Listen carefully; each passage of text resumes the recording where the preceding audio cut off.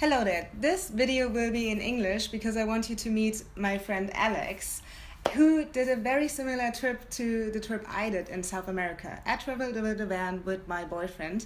And, well, Alex, tell us what you did. So what I did is I took a motorcycle and I went from Alaska to Argentina and back in 500 days. This is incredible, isn't it? Well, he's the expert for traveling solo on a motorcycle through South America, Central America, America, and it was your first trip, wasn't it?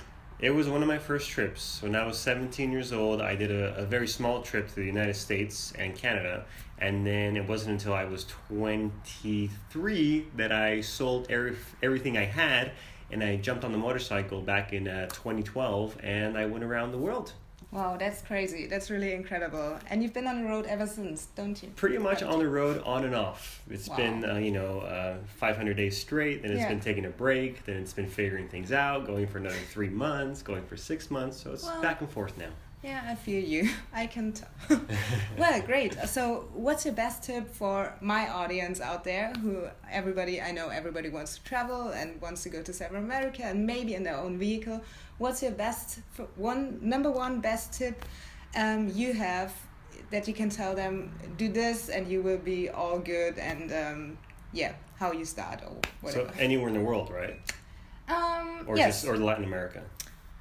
Let's start with Latin America, Okay. And if you want to do a trip with a motorcycle or vehicle or whatever. Okay, so here are my tips for getting you to take a vehicle overland through Latin America. Number one, you want to have your documentation and your paperwork for your vehicle. Whether you're buying a car in North America, whether you're buying a motorcycle in South America, there's different legalities for each situation. So stay informed. There's a lot of great resources like horizonsunlimited.com, advrider.com, overland.com. So there's a lot of good resources to figure that out. My other tip for you for Latin America is don't be afraid. I know there's a lot of stigmata and a lot of negative ideas that exist. So you probably won't get killed. Things aren't really going to happen. I know your parents or your family is going to be the biggest obstacle and challenge in leaving, but I guarantee you the first day you're on the road, you'll realize that people don't know what they're talking about. Yeah, definitely. We're still alive, as you can tell. Even fine. Him traveling solo. On a motorbike. Oh my God. My other tip for you is learn a little bit of Spanish. It will really go a long way. So you can start off with hello, goodbye, thank you, but then start building up on it. The other thing I recommend is definitely taking your phone, because your phone is a free translator on Google Translate. It has a free maps on offline maps on Google, because I did this without a GPS the first time, and I spent more time and money getting lost than a GPS would have cost me. So I was doing it very, very cheap, which was not smart without a GPS. So luckily I did speak Spanish fluently, and I do, so getting around was about asking people directions, so my experience was different. Yeah, I guess so. But don't forget your phone, because that's your biggest tool you have. Yeah, especially in the beginning, most of you probably don't speak Spanish, so Believe me, when you're put in a survival situation, you will learn Spanish. Yeah, talking about survival situations, what's your number one safety tip for traveling Latin America on your own? So the number one safety tip when traveling alone in a vehicle is going to be make sure you don't look like you have a lot of money. So if you have a very fancy motorcycle, I would recommend taking a cover so that you can cover it up at night. If you're taking a very fancy vehicle, whenever you leave your vehicle parked, make it look like there's not a lot of stuff inside and hide your valuables.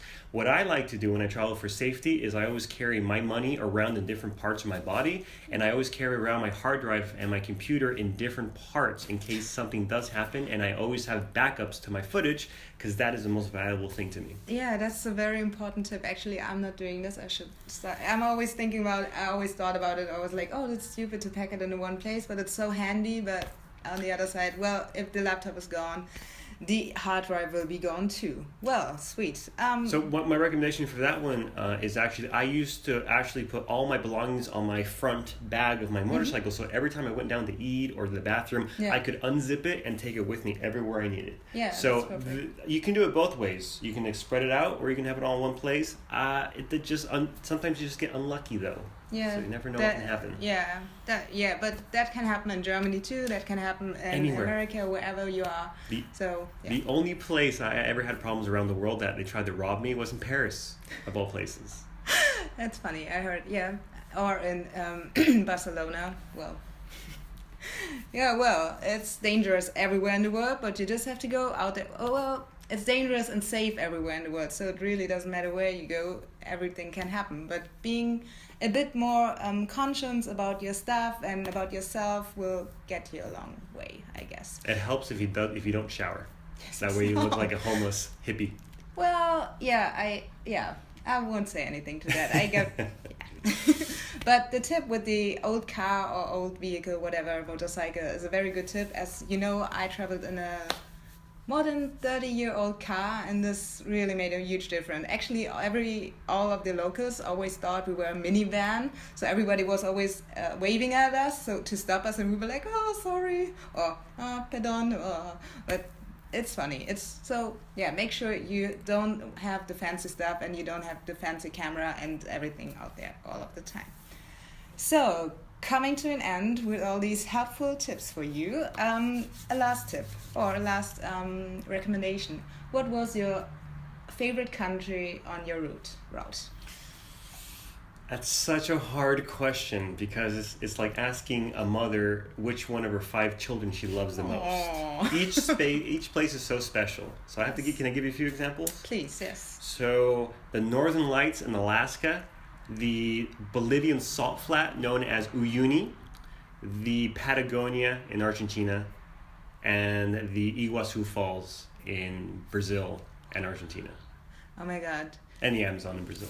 Awesome. Yeah, well, I haven't been to the Iguazu Falls and the Amazon, and I know I want to go. I will go there, but you have to go back. Awesome tips. Make sure to get there anywhere, anytime in your lifetime. I know they're beautiful. So, thank you, Alex, for joining me today. Thank you. I hope you got some great tips from Alex and my little interview, and I hope English for you was okay. I think a lot of you speak English, so that's fine. And if you want to see more of Alex's adventures and journeys, and he's been on the road for such a long time, and he shot videos all over the place, and make sure to go to his channel. It's awesome. He does drone flying, whatever, and he has the most amazing shots. Make sure to check that out, and see you soon. Bye-bye. Bye. Woo! Yay. Awesome. That was so much fun. Really good.